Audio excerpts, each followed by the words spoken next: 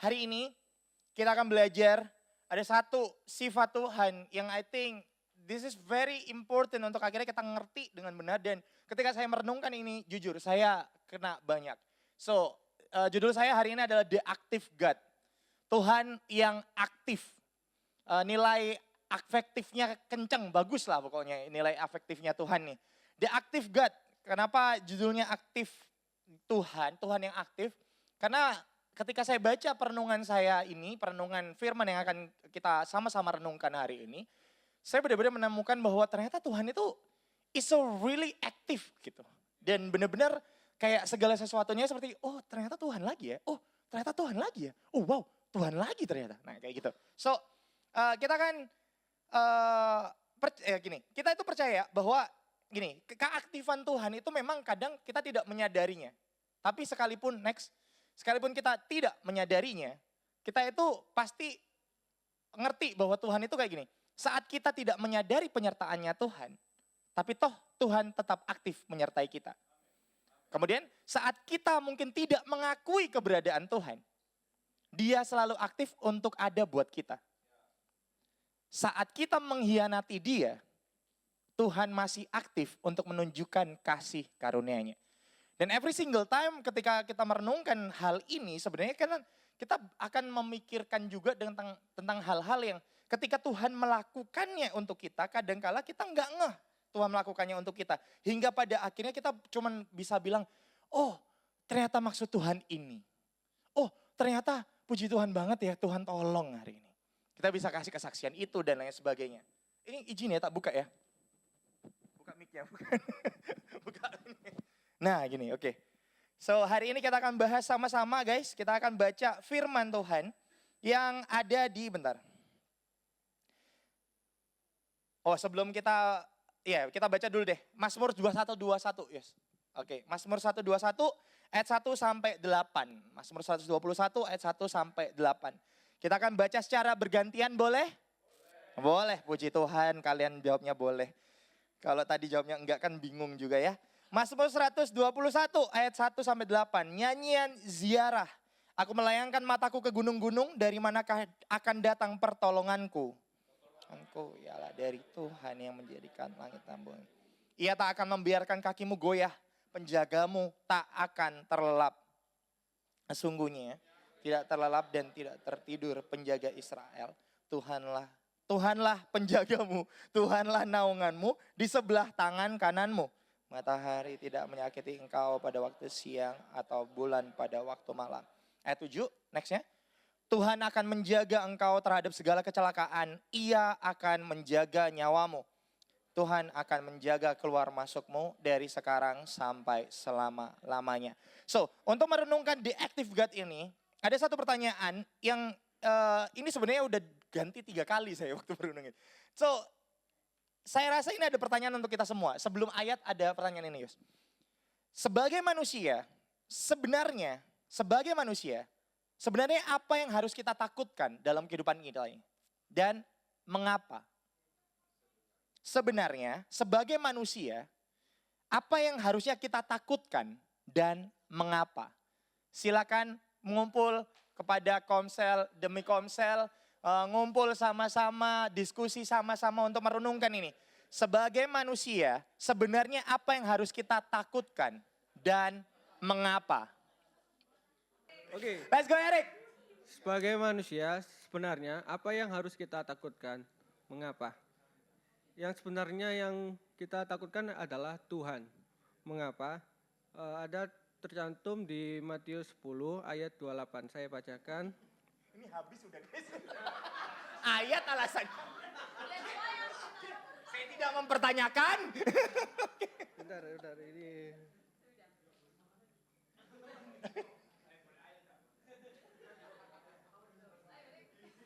Ayatmu kan Mazmur 121 hari ini. Tiba-tiba hilang ayatnya. Gak apa-apa, Rick.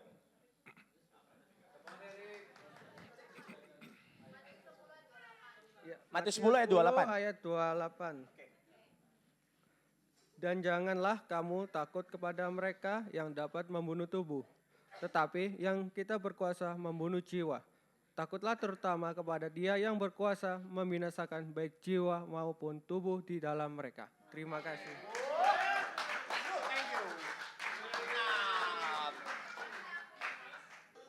Kasihmu bebas. Nggak, sorry. Ini tinggi banget ya, jadi kayak. Nah, oke. Nah, oke. Jadi ini jujur di Komsel Batako tadi itu kami jawabnya lebih ke apa yang masing-masing kita takutkan gitu. Jadi bukan yang sebenarnya. Kami manusia kedagingan memang. Gini. Jadi ada beberapa jawaban. Ada takut kematian. Karena kita nggak tahu setelah mati itu kita gimana gitu. Iya kan guys? Berikutnya takut. Iya sih. Takut sengsara. Nah sengsara ini dalam arti kita nggak lagi dalam hidup kita yang nyaman. Yang sekarang kita jalanin. Terus ada yang takut miskin. Ada yang nggak takut miskin di sini? Saya rasa kita semua sama. Ada yang takut akan masa depan. Nah masa depan ini takutnya lebih ke nggak sesuai sama ekspektasi kita. Kita udah bayangin masa depan kita akan gimana, tapi ternyata nggak terjadi. Dante pengen oke, lanjut. Terus ada satu sisi takut masa depan ini apa yang kita hidupi nanti itu ternyata itu bukan rencana Tuhan gitu. Terus kita takut, ada yang takut nggak bahagia, takut tidak dalam jalannya Tuhan, kehilangan apa yang kita punya, terus mengecewakan orang lain, takut gagal jadi apa yang diharapin orang lain gitu. Terus ada yang takut gagal atau takut untuk memulai sesuatu gitu. Itu jawaban dari Batako, terima kasih. Sebagai manusia itu kita takut gak sesuai sama tujuan Tuhan, diciptakan, menyakiti hati Tuhan. Kita harus tahu diri, kita harus binasa, takut berpisah sama keluarga, perceraian, berpisah dengan anak, secara garis besar, perpisahan, takut kehilangan. Takut hubungan dengan Tuhan putus, takut saat akhir hidup, effort, berbuat baik, Tuhan gak kenal kita, takut gak punya tujuan hidup, takut berbicara di depan umum, cemas, takut akan keterpisahan dari Allah. Dari Ormawa, sebagai manusia,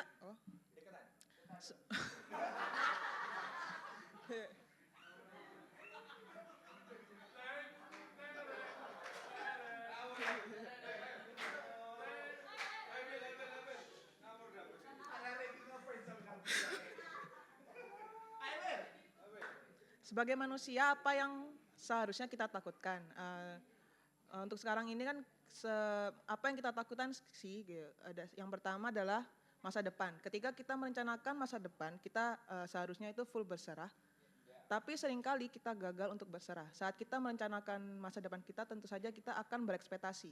Tapi yang sering kita rasakan takut adalah takut untuk mengetahui realitanya. Ketika kita takut akan masa depan kita, seharusnya kita balik memfokuskan diri. Harusnya itu kita takut akan kehilangan masa depan itu, atau kita takut kehilangan Tuhannya. Seharusnya kita takut akan firman itu sendiri. Ini yang selalu kita rasakan dari diri kita sendiri. Karena yang pasti kita nggak akan enak kalau kita nggak ada Tuhan. Karena firman ini berguna untuk mengubah hati dalam segala permasalahan kita. Dari proses ini juga kita akan terbentuk hati kita. Karena Tuhan yang sudah jagain kita, ya harusnya kita tetap andalin firman-Nya itu sendiri. Oke. Oke, nice. Thank you, Bill. Kenapa harus kayak gitu ya? Oke, so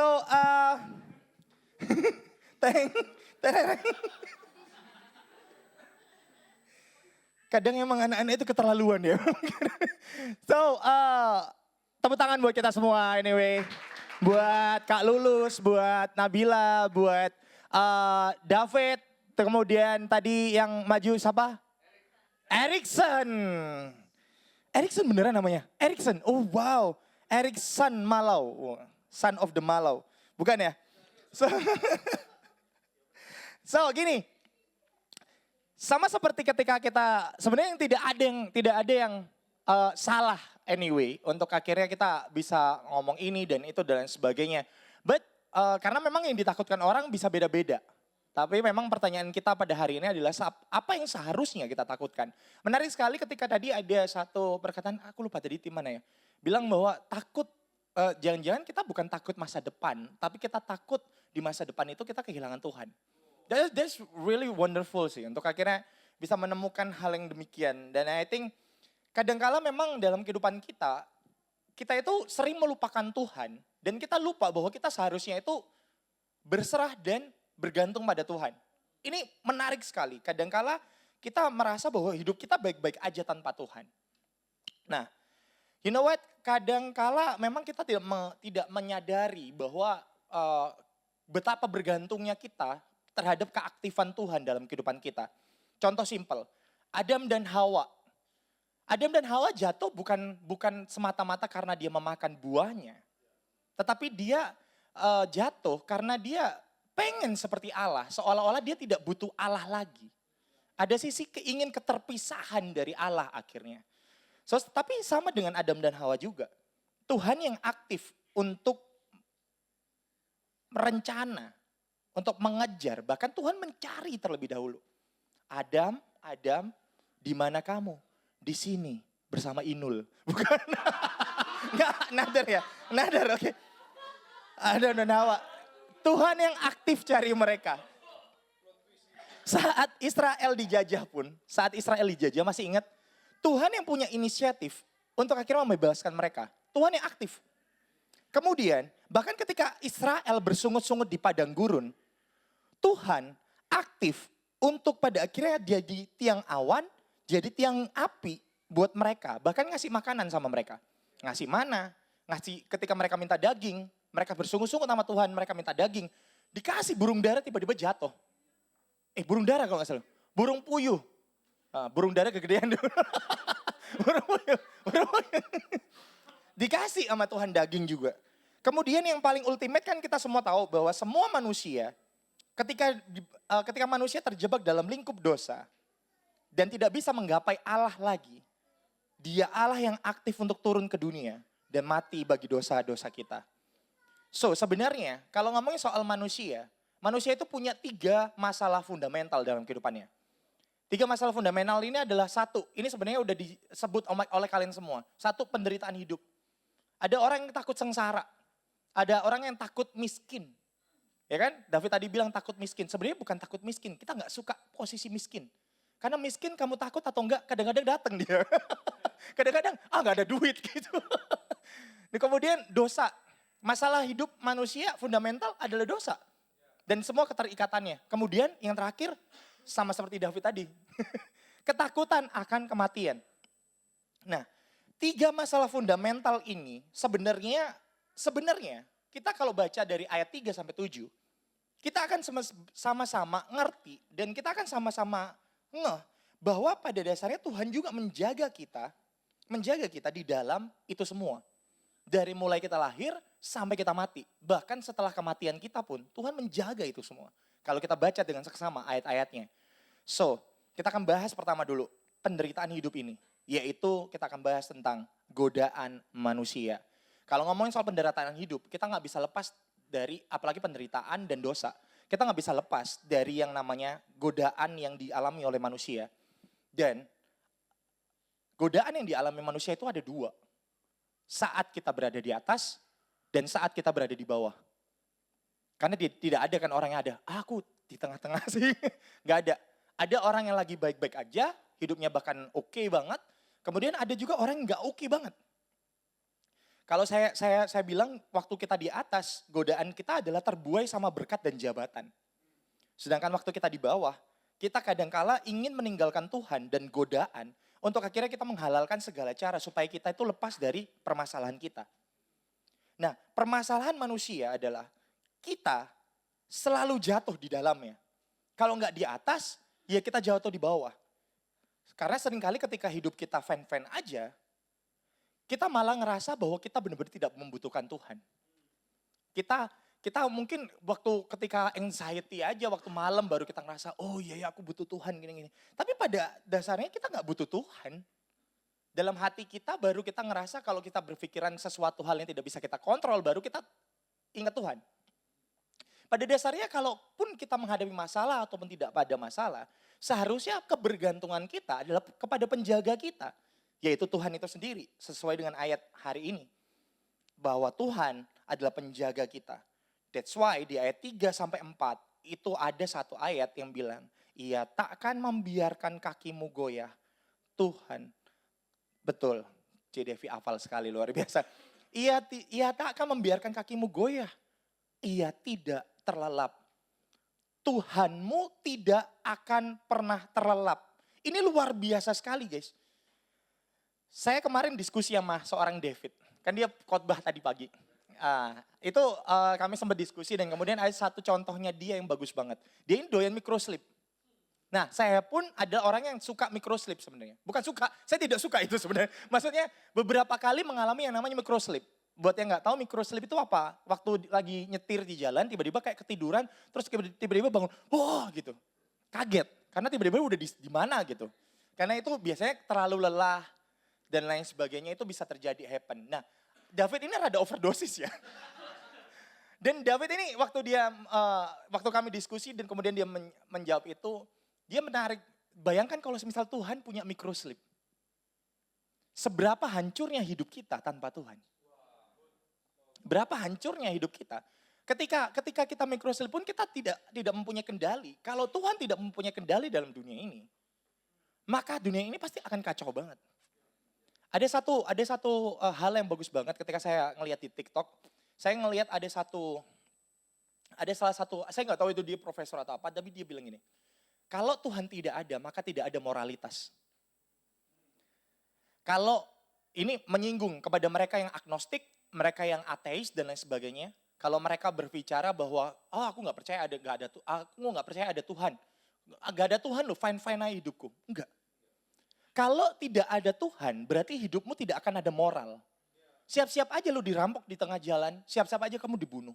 Siap-siap aja anak cewekmu diperkosa orang dan tidak ada hukum yang akan melanggar itu. Siap-siap aja. Karena memang ketiadaan Tuhan berarti ketiadaan moral. Karena moral pertama kali muncul dari mana? Dari Tuhan. Ketika Tuhan ada dan eksistensi kemunculan Tuhan, itu tandanya dari mana? Dari hukum yang Tuhan kasih sama kita. Itu eksistensi Tuhan. Makanya ketika Tuhan bilang, ini menarik banget. Ketika Tuhan bilang, aku tidak akan membiarkan kakimu goyah. It means berarti dia memiliki peraturan untuk dirinya sendiri. Supaya dia akan menjaga kita, supaya kamu gak goyah.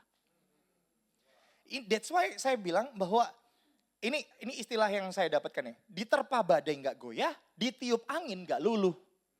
Ditiup angin ketika kamu ada di puncak, biasanya kan kita bilang, puncak dingin guys, gitu kan. Di puncak kamu gak akan luluh, kamu gak akan terlena sama sepoi-sepoinya angin yang ada. Tapi kamu tetap aware dan kamu tetap waspada. Demikian juga ketika kamu diterpa badai, kamu gak akan goyah, kamu akan tetap berdiri di atas kakimu dengan penyertaan Tuhan. Karena Tuhan gak pernah tidur. Tuhan gak pernah terlelap. So, dari poin pertama ini, dari godaan manusia ini, pada dasarnya, kalau kita kembalikan lagi dalam kehidupan kita, sebenarnya berarti kalau Tuhan tidak pernah terlelap, it means berarti kita bisa untuk menahan godaan apapun.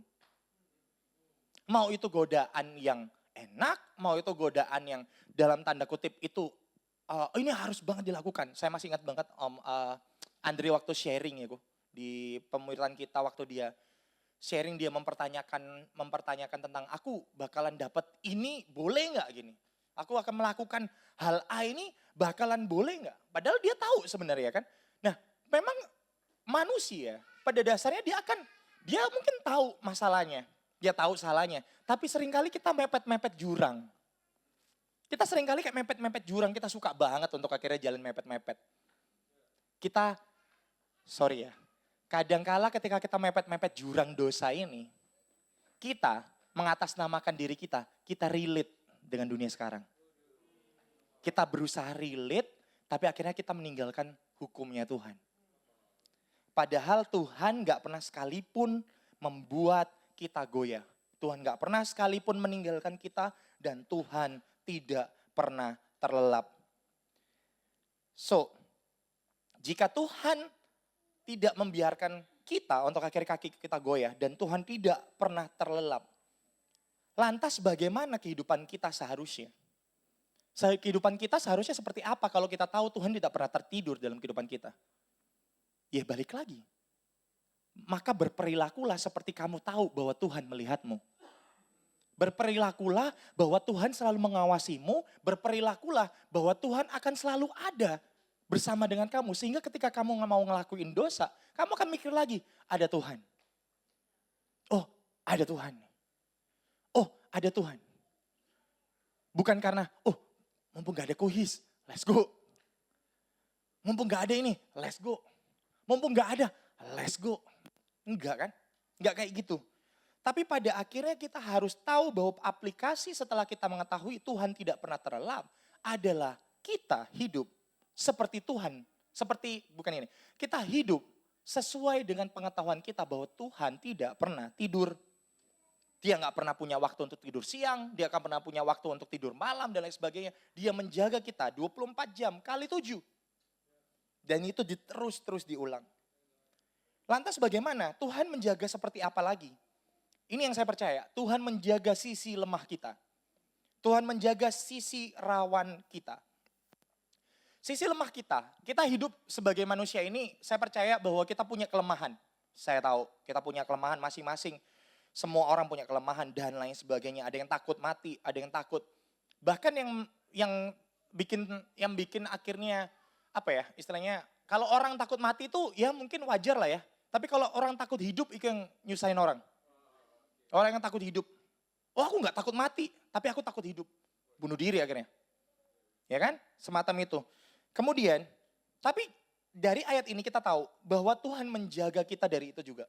Sama seperti ayat 5 sampai 6. Di sana dikatakan, ini boleh ditayangin ayat 5 dan 6 ya. Aku lupa lagi tak pisah-pisah. Ayat 5 dan 6. Ayat 5 dan 6 terang banget bilang ini. Tuhanlah penjagamu, Tuhanlah naunganmu, di sebelah tangan kananmu. Matahari tidak menyakiti engkau, kayak sunscreen kan. Matahari tidak menyakiti engkau pada waktu siang atau bulan pada waktu malam. Ini menarik banget. Bagus banget. Di sebelah tangan kananmu. Gini. Sebagai penulisnya, si David ini. Daud tapi. Si Daud ini menuliskan, ketika dia menuliskan puisi ini, atau lagu ini, nyanyian ya. Ini nyanyian siar ya, nyanyian. Dia menuliskan ini. Kita harus bisa melihat bahwa ada latar belakang dari seorang Daud. Dia tahu berperang. Daud itu orang yang pandai berperang. Dia tahu strategi dan lain sebagainya. Makanya di perang, dia sangat luar biasa dalam peperangan dan Tuhan menyertai. Dia menang peperangan itu banyak. Bahkan strategi untuk mendapatkan istri baru pun luar biasa kan dia. Uria dibunuh dan lain sebagainya. Dia punya strategik banget. Dan dia tahu perang seperti apa. Makanya ketika dia nulis sebelah tangan kananmu, ini punya maksud guys. Di zaman dahulu, ketika orang berperang, mereka itu bawa perisainya di tangan kiri. Tombak dan pedangnya di tangan kanan. Tombak dan tombak atau pedang ini ditaruh di sebelah kanan untuk akhirnya menyerang dan perisai untuk bertahan. Nah, tangan kiri kita udah ada perisai yang jaga. Tapi sekalipun ini bawa pedang atau bawa tongkat, ini jadi rawan untuk diserang sama orang. Dari samping, kalau kiri dia bisa dengan gampang, tapi kalau dari kanan itu adalah rawan. Nah ini sama dengan kehidupan kita. Seringkali kita ngerasa bahwa oh ini kelebihanku. Aku punya pedang, aku punya skill di sini. Aku punya skill, aku pasti bisa ngelakuin ini dan lain sebagainya. Tapi tanpa sadar, kadangkala bersama dengan kelebihan kita juga sedang membuka daerah rawan untuk diserang sama iblis. Kita melakukan segala sesuatunya tanpa kita memperdulikan bahwa ternyata ada titik terlemah yang bisa diserang sama iblis. Seringkali saat kita ngerasa bisa, malah kita lupa akan penyertaan Tuhan. Tapi ini yang bagus banget. Tuhan aktif menjaga kita sampai pada akhirnya Tuhan menjaga di sebelah kanan kita. Tuhan menjaga di sisi lemah kita. Tapi yang seringkali membuat kita pada akhirnya melupakan Tuhan dan kemudian kita mengandalkan kebisaan kita, ujung-ujungnya ya ini ketika Tuhan aktif menjaga kita, tapi pada akhirnya kita aktif dalam hal lain. Ketika Tuhan aktif menjadi penjaga kita, penyerta kita, kita malah jadi orang yang aktif dalam hal lain, termasuk dalam hal dosa. Tuhan aktif banget menjaga kita, tapi kita aktif banget untuk akhirnya mengandalkan diri kita sedemikian rupa. Jangan heran kalau semisal pada akhirnya dengan semua keaktifan kita ngerasa kita bisa ini dan itu, akhirnya ada capek. Kita ngerasa capek ketika pelayanan, kita ngerasa jenuh ketika pelayanan. Bayangin aja, pagi sampai sore kamu hektik mengejar mimpimu dan lain sebagainya, pekerjaanmu, malamnya kamu anxiety-mu kumat. Kepikiran lagi masa depanku gimana dan lain sebagainya. I wanna tell you, badanmu burn out. Gak heran badanmu jadi worn. Ada istilah bagus banget, worn. Saya dapat itu dari lagunya 10 Avenue North. Ada band rohani, dia kata-kata gini, I'm tired, I'm worn, my heart is heavy. Gak tahu lagunya, nanti kamu tak puterin. Tapi itu kata-kata bagus banget, I'm tired, I'm worn. Worn itu apa sih? Berkarat. Besi itu kalau kita tidak rawat, kena cuaca pasti berkarat dia. Sama kayak kehidupan kita. Kadang kita merasa kuat kayak besi. Diterpa badai kuat. Tapi kita lupa maintenance hubungan kita sama Tuhan. Kita berkarat. That's why kita ngerasa bahwa kamu masih kuat. Masih, tapi keropos di dalam. Karena kamu mulai berkarat.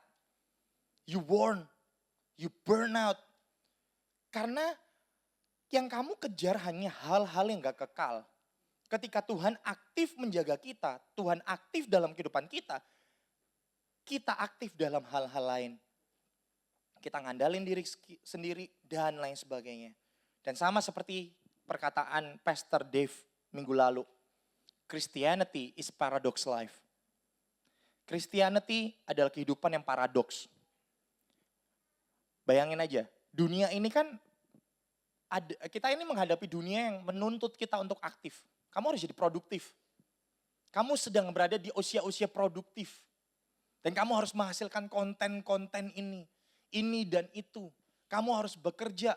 Lihat teman-temanmu, siang dia bekerja, kamu baru bangun.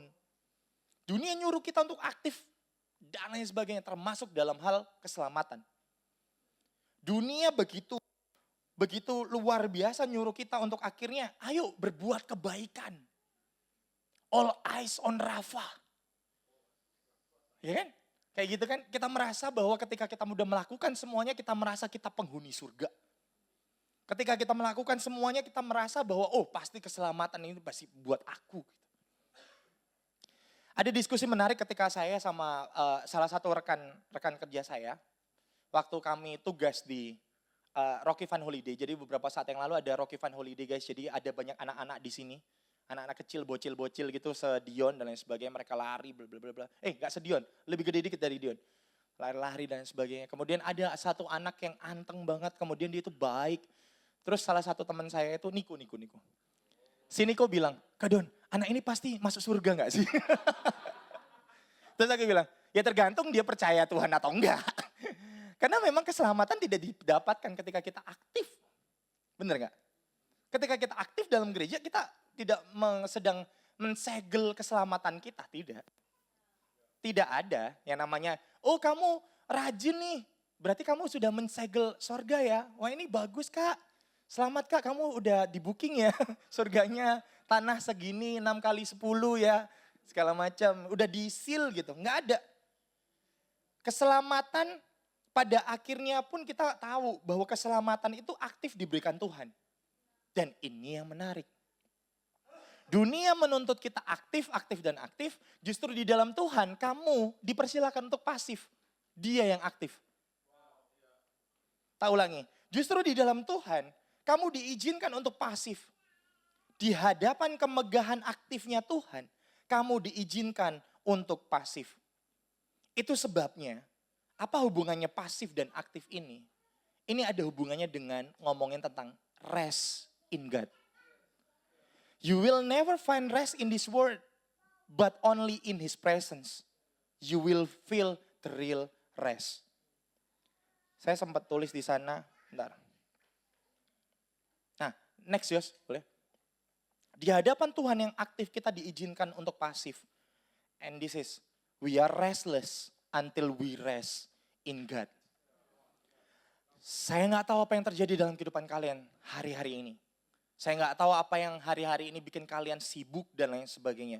Pelayananmu kah, pekerjaanmu kah, atau lain sebagainya yang bikin kamu akhirnya Sabtu harus masuk, itu Chandra banget.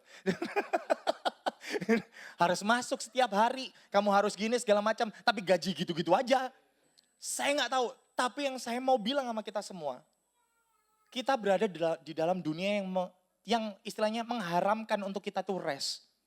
Kamu nggak akan pernah dapetin rest, kamu nggak akan pernah dapetin healing di dunia ini. Sorry, itu faktanya. Tapi kita hanya akan bisa menemukan rest di dalam ketuhanan Kristus.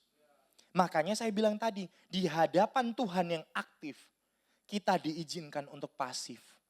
Makanya kalau semisal kita datang ke gereja dan kita menyembah, kamu ada di sini dan kamu nyembah, kamu nyanyi aja kan. Kamu tidak dituntut untuk akhirnya lompat-lompat dan lain sebagainya. Sekalipun WL-nya nyuruh kamu kan. Tapi kalau kamu biasa aja, fine-fine aja kan. Kan seperti itu sebenarnya. Tapi di dalam hadirannya Tuhan, kamu dituntut untuk apa? Pasif aja. Rest aja. Kalau kamu benar-benar capek, makanya ayat firman Tuhan bilang apa Ci Devi? Datanglah kepadaku, semua yang letih lesu dan berbeban berat, aku akan memberi kelegaan kepadamu. Luar biasa sekali. Aku akan memberikan kelegaan kepadamu. We are restless until we rest in God. Saint Augustine pernah bilang kayak gini. You have made us for yourself. Next year. You have made us for yourself. And our heart is restless until it rests in you. Saya nggak tahu TikTok seperti apa yang kalian lihat. Tapi yang pasti ada banyak quotation, ada banyak ini, ada banyak value yang dibagikan di TikTok. Tapi satu hal yang harus kita ingat dan camkan. Bahwa kita hanya akan menemukan kedamaian saat kita rest hanya di dalam Tuhan. Bagaimana hidupmu sekarang lagi gak damai mungkin hidupmu lagi kacau dan lain sebagainya. Jangan cari rest di dunia. Kalau kamu cari rest di dunia, kamu hanya akan dapatkan another kesibukan. Kamu hanya akan mendapatkan another kesibukan dan another tuntutan.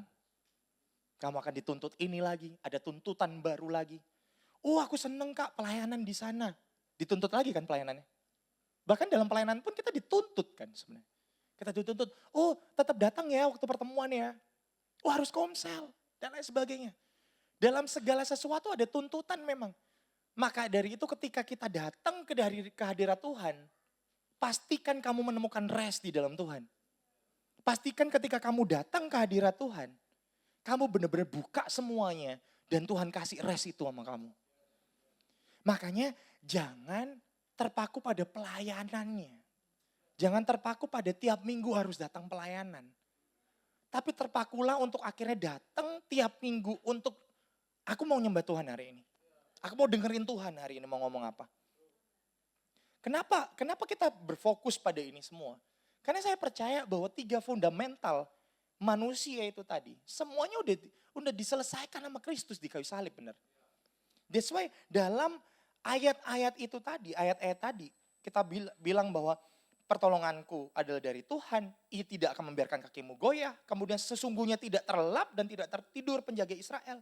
Tuhanlah penjagamu di sebelah kananmu. Dan ayat 6 bilang, matahari tidak menyakiti engkau pada waktu siang dan bulan pada waktu malam. It means apa sih? Matahari pada waktu siang dan bulan pada waktu malam. It means, itu tidak ada selesainya penyertaan Tuhan itu. Penyertaan Tuhan itu akan selalu ada. Mau matahari masih ada, mau bulan itu udah pecah dan lain sebagainya, Tuhan masih menyertai kita. Dan Tuhan akan menjagai kita. Terus ada pertanyaan, ayat 7-8. Tuhan akan menjaga engkau terhadap segala kecelakaan. Kak buktinya aku kecelakaan. Kak, buktinya aku minggu lalu habis nabrak lagi. Habis nabrak lagi. Tapi waktu itu bukan microslip ya. Bukan microslip. Bahkan tidak microslip. Terus kenapa kecelakaan bisa terjadi dalam kehidupan kita? Tapi ini yang menarik dari ayat ini. Ia menjaga nyawamu. Ia menjaga nyawamu. It means kamu boleh jatuh ribuan kali, tapi penyertaannya nggak habis. Kamu nggak boleh jatuh lagi, Ben. Amin. Kamu nggak boleh jatuh lagi, Ben. Kamu boleh jatuh berulang kali mungkin. Nanti kamu ngalami ini dan lain sebagainya. Tapi tidak ada satupun penderitaan atau kesengsaraan yang menghancurkanmu. Sebab Tuhan Allah besertamu. That's why gini guys. Bentar. Di dalam Kristus, kita menemukan bahwa 3 masalah fundamental kita ditanggung oleh Dia. Next. 3 masalah fundamental kita, penderitaan waktu kita hidup, kemudian dosa, dan ketakutan akan kematian, semuanya ditanggungkan kepada Kristus. Sehingga ketika kita di dalam Kristus kita menemukan rest sesungguhnya. Itu sebabnya kalau kita perhatikan ayat ini dengan benar, kita akan mengetahui bahwa Sang penjaga kita untuk memastikan, Kristus untuk memastikan kita tidak menderita dan penderitaan tidak menghancurkan kita. Untuk memastikan itu Kristus mati dan menderita buat kita. Dia menderita ganti kita, dia dihancurkan untuk kita. Itu sebabnya penderitaanmu tidak akan pernah menghancurkanmu. Malah itu akan membuat kamu bertumbuh di dalam Tuhan.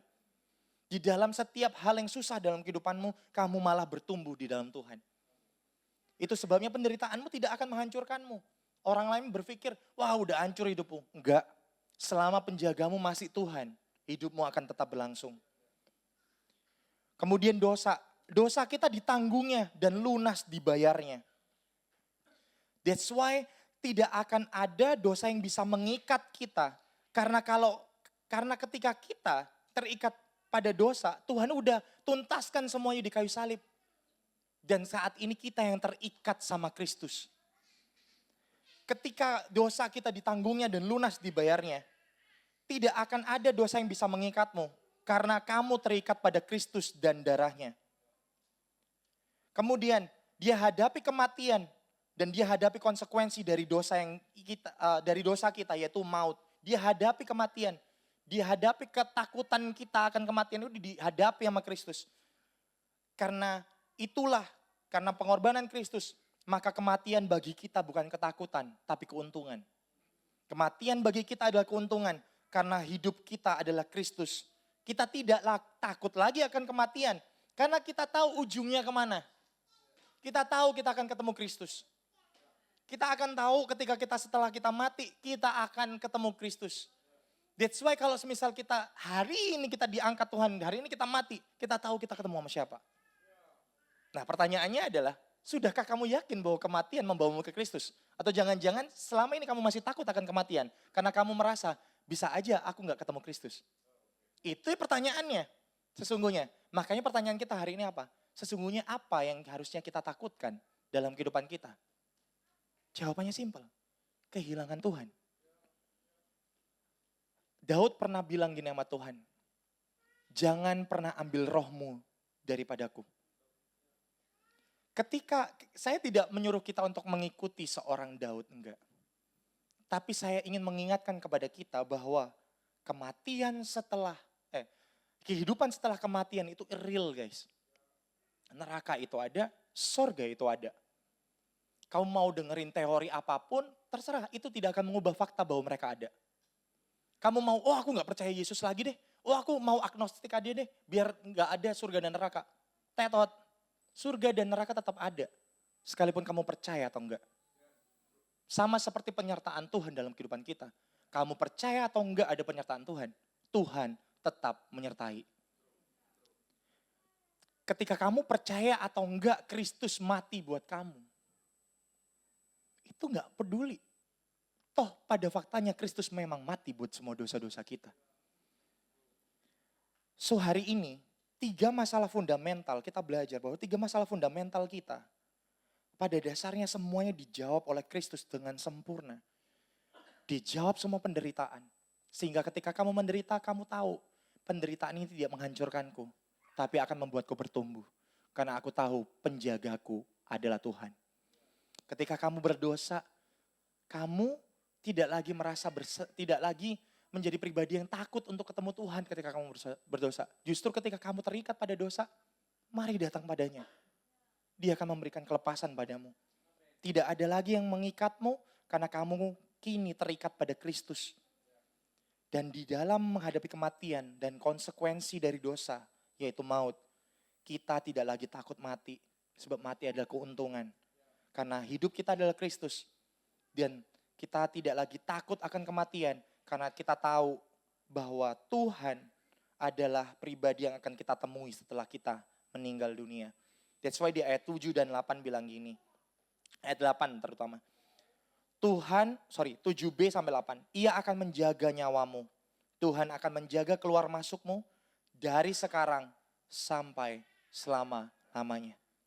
Familiar dengan ayat ini? Saya familiar. Ini sama dengan Matius 28, 19-20. Yesus akan menyertai kita sampai kepada akhir zaman. Pergilah jadikan semua bangsa muridku dan baptislah mereka dalam nama Bapa, Putra, dan Roh Kudus. Dan ketahuilah, aku akan menyertai engkau sampai pada akhir zaman. Demikian juga guys, dengan ayat pertama yang kita renungkan hari ini. Ayat pertama Yus, ayat 1. Ayat pertama ini menjadi pertanyaan kita semua. Mazmur 121 ayat 1. Aku melayangkan mataku ke gunung-gunung. Dari manakah akan datang pertolonganku? Sesungguhnya ini tidak lepas dari budaya seorang Daud yang mana dia pergi. Mereka itu punya kebiasaan untuk pergi ke Yerusalem, mereka harus melewati pergunungan Sinai dan lain sebagainya. Jadi saya ketika nyanyian ini muncul, aku melayangkan mataku ke gunung-gunung. Itu pegunungan Sinai, gunung-gunung, bukit-bukit dan lain sebagainya. Dari manakah datang pertolonganku? And guess what? Ribuan tahun kemudian, Kristus mati di salah satu bukit yang ada di gunung-gunung ini. Bukit Golgota. Jadi ketika kita bilang, aku melayangkan mataku ke gunung-gunung, dari manakah datang pertolonganku? Jawabannya satu, dari Bukit Golgota. Ada salib Kristus di sana. Saya nggak tahu seperti apa kehidupanmu. Saya nggak tahu seperti apa yang terjadi dalam kehidupanmu. Tapi jawabanmu ada dari Bukit Golgota, yaitu salib Kristus berada. Jawabanmu ada di salib Kristus. Saya ambil lagi kata-katanya Cidevi. Pandang salib Kristus. Sekali lagi dengan saya, pandang salib Kristus. Karena sama seperti gini. Aku melayangkan mataku ke gunung-gunung, dari manakah datang pertolonganku. You know what, di zaman dulu, gunung itu dianggap menjadi tempat yang sakral. Puncak gunung itu dianggap sebagai tempat yang sakral. Dan kemudian mereka menganggap bahwa itu tempat para dewa tinggal dan lain sebagainya. Saya hanya menghubung-hubungkan ini, kebetulan nyambung aja. Aku melayangkan mataku ke gunung-gunung, seolah-olah kayak aku mencari pengharapan dari seluruh jalan yang ada. Dari tempat tinggi sampai bawah aku nyari jawaban. Enggak ada pertolongan. Hingga akhirnya Tuhan menjawab. Tuhan adalah penjagaku. Dan Tuhan adalah penjagamu. Ketika kamu melayangkan matamu ke gunung-gunung, kamu nyari pertolongan kemanapun. I wanna tell you, gak akan ada yang jawab kamu. Kecuali Tuhan. Di dalam kesedihanmu, kamu berusaha untuk melayangkan matamu ke tempat-tempat yang kamu anggap mungkin itu akan menghibur kamu. I wanna tell you, kamu gak akan dapetin jawabannya. Because you only find rest in God. Hanya dari salib Kristus kita akan menemukan bahwa 3 masalah fundamental kita ada di Dia. Jawabannya ada di Dia. Dan ini yang dicari dunia hari-hari ini. Rest. Istirahat. Sebuah kata yang sederhana, tapi bagi kita orang-orang yang lagi ngejar mimpi itu susah untuk diterapkan. Ada yang sama dengan saya? Ya. Ketika kita berusaha untuk ini, kita ngerasa kayaknya gak ada waktu lagi deh. Kerja lagi. Kayaknya gak ada waktu lagi deh. Cari klien lagi. Kok kayaknya Hidupku terlalu santai ya dengan melihat teman-temanku kok udah oke banget. Ayo lagi. Di tengah dunia yang menuntut kita semua untuk kita aktif dan kemudian kita mengejar segala sesuatu. Tuhan tawarkan hal yang luar biasa. Tuhan tawarkan yang tidak pernah dijawab sama dunia. Kamu boleh pasif di hadapan Tuhan. Kamu boleh rest di hadapan Tuhan. Saya gak bilang mengejar mimpi itu dosa. Enggak. Kejar mimpimu. Tapi jangan lupa istirahat. Jangan lupa istirahat. Salah satu hal yang saya belajar bahwa untuk menjadi sehat itu bukan hanya olahraga, tapi istirahat cukup. Kalau jasmanimu aja butuh istirahat cukup, apalagi rohmu. Kadang kita gak nyadar, roh kita itu kita sepelekan karena kita gak kelihatan. Kita cenderung menyepelekan apa yang tidak kelihatan. Sama seperti keaktifan Tuhan, sepertinya tidak terlihat. Tapi pada dasarnya itu menopang kita. Sama seperti roh kita. Kadangkala kita ngerasa rohku baik-baik aja. Kehidupan rohaniku baik-baik aja. Ya paling lupa baca Alkitab, fine lah. Cincai lah. Ya paling lupa saat teduh gak apa-apa lah. Ya paling saat teduh 5 menit cukup lah. Kadang kita lupa hal ini. Kita lupa bahwa tubuh kita, jiwa kita, dan roh kita butuh esensi satu ini. Rest in Him. Kamu boleh pasif di hadapan Tuhan yang aktif ini. Di mana lagi selain daripada di hadiratnya. Mari tundukkan kepala, kita berdoa. Saya selesai.